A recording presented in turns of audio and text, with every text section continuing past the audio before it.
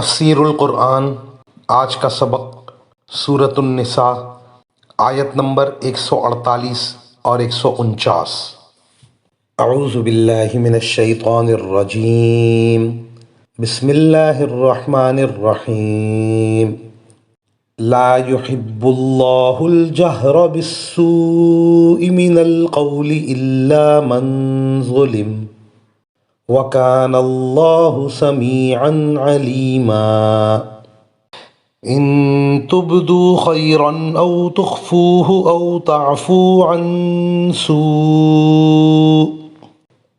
تَعْفُوا عَن سُوءٍ فَإِنَّ اللَّهَ كَانَ عَفُوًّا قَدِيرًا۔ ترجمہ: اللہ اس بات کو پسند نہیں کرتا کہ کسی کی برائی اعلانیہ زبان پر لائی جائے، الا یہ کہ کسی پر ظلم ہوا ہو، اور اللہ سب کچھ سنتا، ہر بات جانتا ہے۔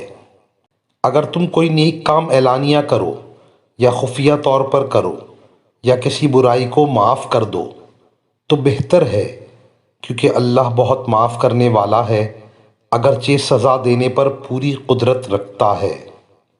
بری بات کا بیان کرنا، پھیلانا اور تجھ مجھ سے کہتے ہوئے پھرنا اللہ تعالیٰ کو پسند نہیں ہے۔ ہاں، اگر کسی پر ظلم ہوا ہو تو وہ اپنی مظلومیت ظاہر کرنے کے لیے ظالم کا ظلم اور زیادتی بتائے تو یہ جائز ہے۔ اس کا فائدہ یہ ہوگا کہ ظالم کے مقابلے میں مظلوم کی مدد بھی ہو جائے گی، اور خود ظالم کو بھی اپنی زیادتی اور بدنامی کا احساس ہوگا، جس کی وجہ سے وہ ظلم سے باز آ جائے گا۔ آیت کے عموم میں یہ سب باتیں شامل ہیں کہ کسی کی غیبت کی جائے، کسی پر بہتان باندھا جائے، کسی کے عیب اور گناہ کو تجھ مجھ سے بیان کیا جائے۔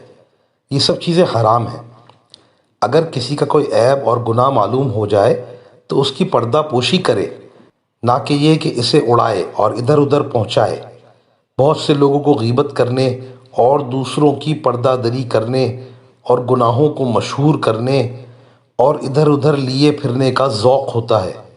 ایسے لوگ اپنی بربادی کرتے ہیں اور آخرت میں اپنے لیے عذاب تیار کرتے ہیں۔ مزید فرمایا کہ جو بھی خیر کا کام کرو گے، ظاہراً ہو یا پوشیدہ ہو، یعنی عبادت بدنی ہو یا مالی ہو، یا کسی ظلم و زیادتی کو معاف کرو گے تو اللہ تعالیٰ معاف فرمانے والا ہے، قدرت والا ہے، تمہارے اعمال کا بدلہ دینے پر قادر ہے، اور وہ معاف کرنے والا بھی ہے۔ معاف کرنا بہت بڑا نیک عمل ہے۔ وآخر دعوانا ان الحمد للہ رب العالمین۔